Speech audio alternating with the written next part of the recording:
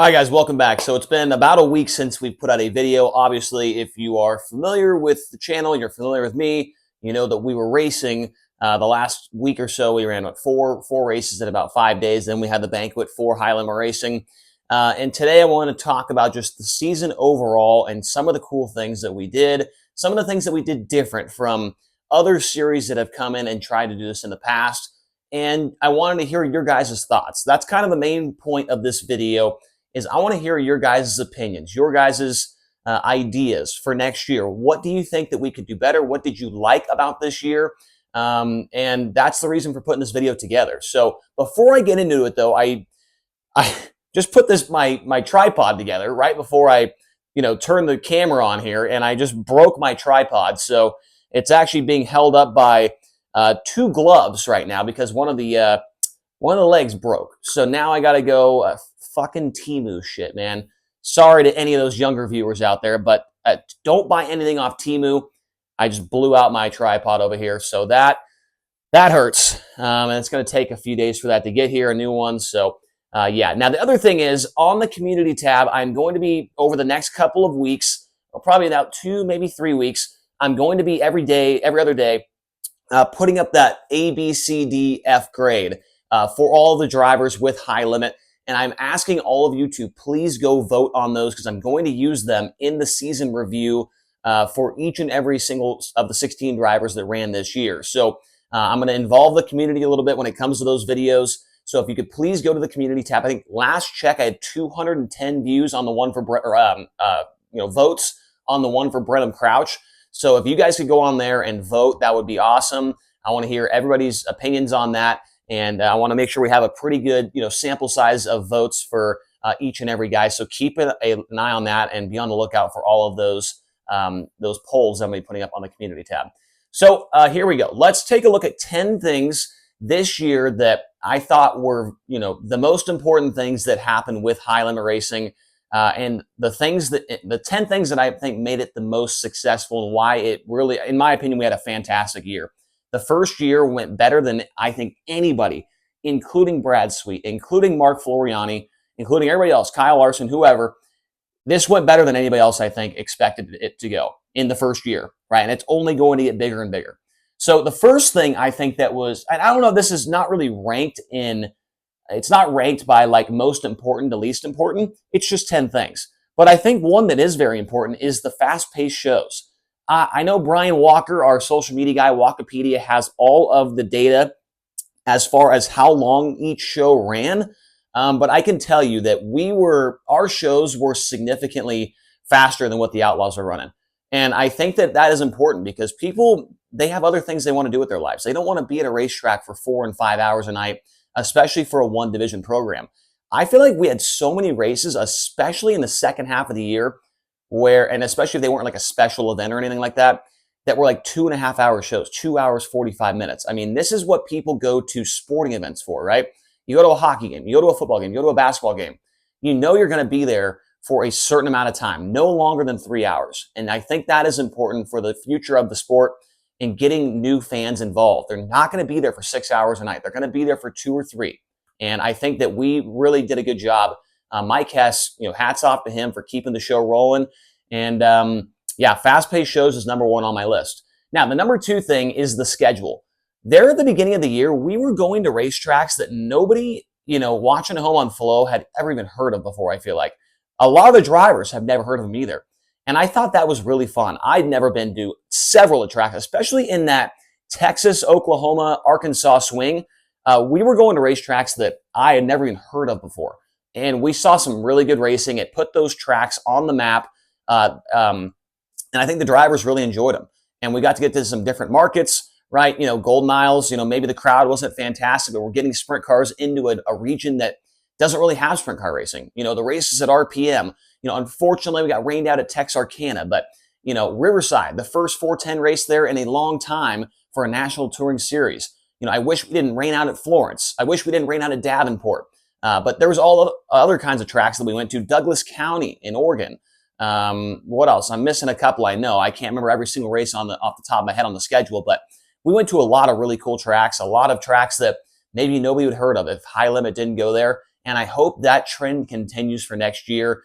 We keep going to some tracks that, need a 410 touring series to come through and kind of bring some life back into them. So we'll see what the schedule looks like. Also, the big money shows, they were spread out, relatively evenly there throughout the entire season.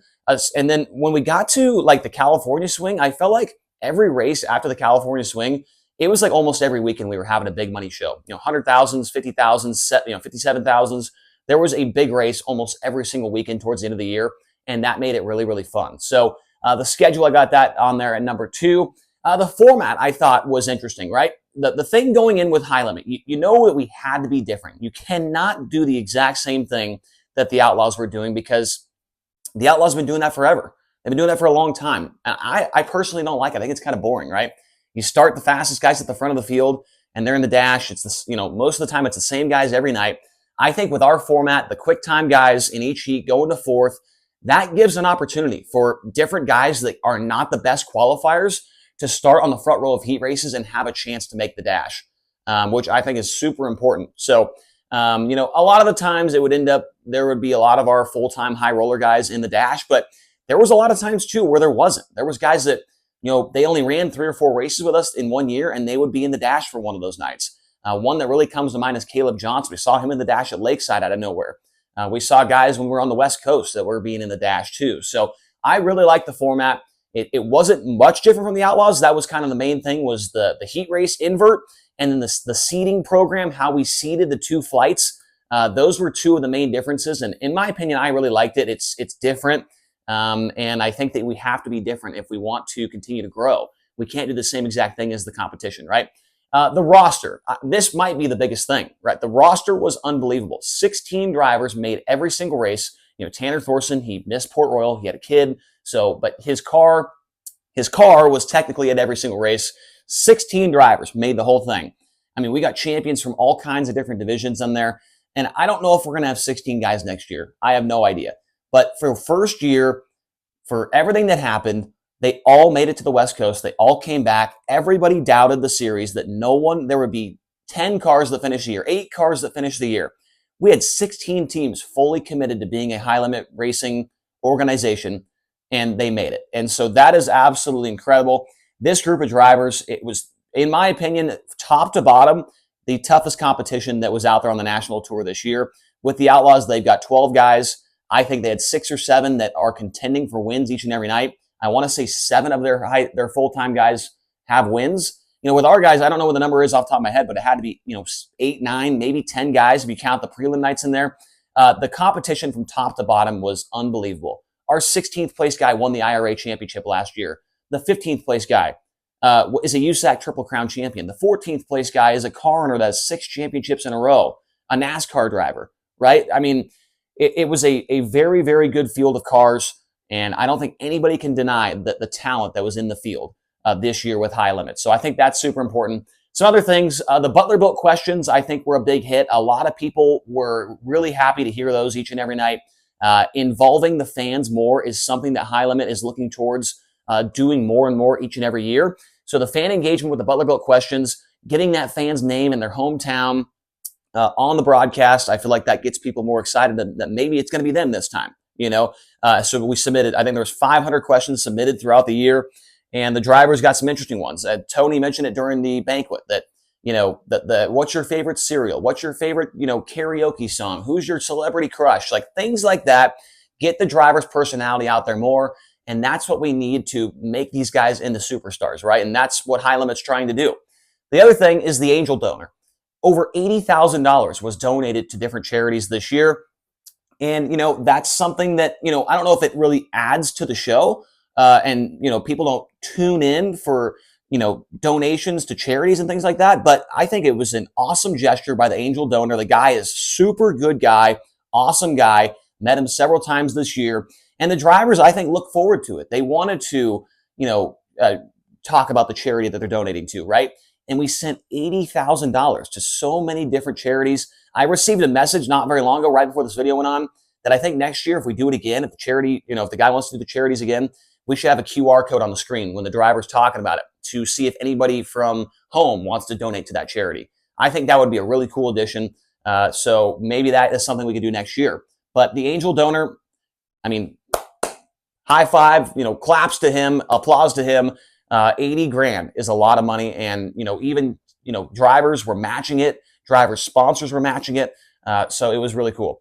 The seventh thing on the list is the redraw wheel. And if you've been a part of this channel for a long time, you know that originated here. I mean, I drew the whole thing.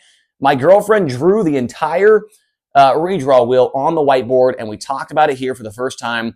The same day I did that, right before that video, I called Brad Sweet and I told him, hey, I have this idea. And then I made a video about it to see what everybody else would think. And I would say that it was a 95% success rate with the fans. I saw a couple of people that didn't like it, whether it's a gimmick or not. It's way more exciting than pulling one number out of a hat or whatever it is and knowing that's where you're going to start. It kept people, tuned into the dash. They didn't know who was going to be on the pole till the very end. I think the redraw wheel was one of the most successful things we had all year long, and I can't wait for it to come back next year. It might be smaller next year because I think we might be getting a big screen that follows us around, and we won't need a wheel the size of my room in here. But it was a super cool deal. I'm glad it came to fruition because a lot of people seem to enjoy it. The drivers enjoyed it, except for Brent Marks, and it was really fun. So the other thing, Durst Dice Roll. Another way to engage the fans, another way to try and drive up ticket sales. People are looking forward to the dice roll to see if it's going to be them each and every race. Gave away an extra $44,000 this year. $22,000 of that going to fans, the other $22,000 going to the drivers, and the Durst Dice Roll. I don't think anybody thought it would be claimed 7 or 8 times this year. I mean, it was like every 6 or 7 races we would have a Durst Dice Roll be claimed. Several times from 8th, 9th place, 7th place, 6th place. It was a lot of fun to keep an eye on the Durst Dice Roller each and every night. And the fans, that my favorite part about the whole thing was the fans' reaction when they're running down to victory lane and they are pumped up. They're getting a picture with the dice, with the guy who won the race with them. I think the dice roll was something that I really hope it comes back. I really do. If it doesn't, I think people are going to be a little bit upset. It is a really cool addition that makes, and some of these things, the dice roll, the redraw wheel, the donor, the questions, these are things that make high limit racing unique compared to other series. Now, number 9 is the Spotify playlist, and this may be the most controversial thing that happened all year long. I would say, honestly, I would say it's like 60% good, 40% bad. Like 40% of people hated it.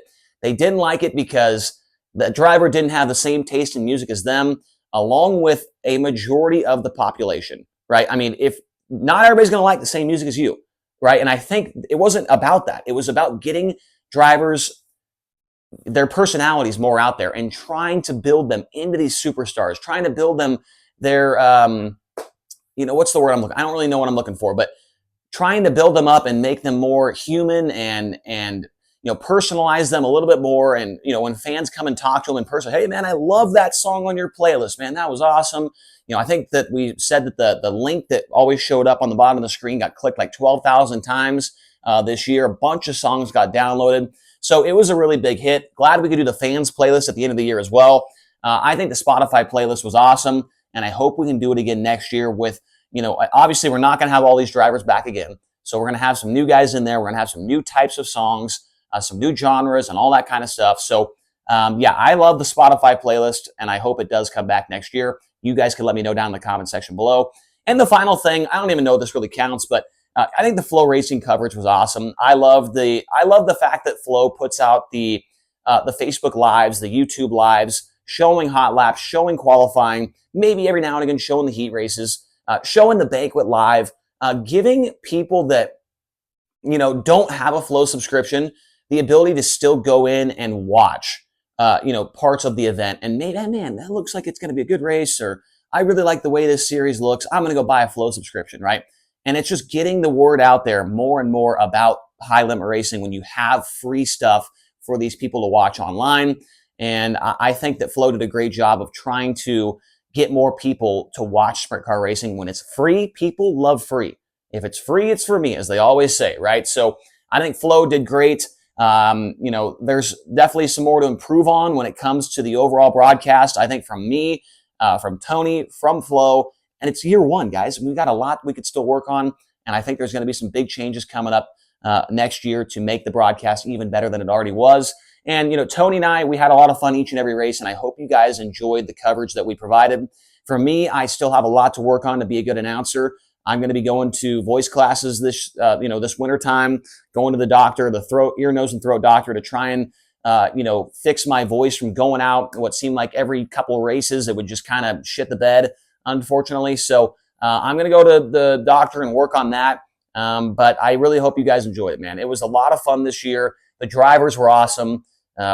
16 cars made the whole year, which is incredible. So once again, thank you guys so much for everything this year with High Limit. And thank you guys for supporting this channel. We're going to be doing a lot of stuff here on this channel over the next couple of months when it comes to, season and reviews for drivers with High Limit and the Outlaws. There's a lot of silly season stuff coming up. I heard more over the last 48 hours that I was mind blown. So that's going to be coming out here pretty soon. So thank you guys so much for watching this video. Make sure to hit subscribe, hit the like button, and please, please, please comment down below. I want to hear your guys' thoughts on the stuff that we talked about here in this video. I want to hear your ideas for next year. Maybe if you guys have a good one, I'll bring it to Brad. I'll bring it to Kyle, see what they think, and maybe we can make this even better for next year. So thank you guys so much for watching, and we'll talk to you again soon.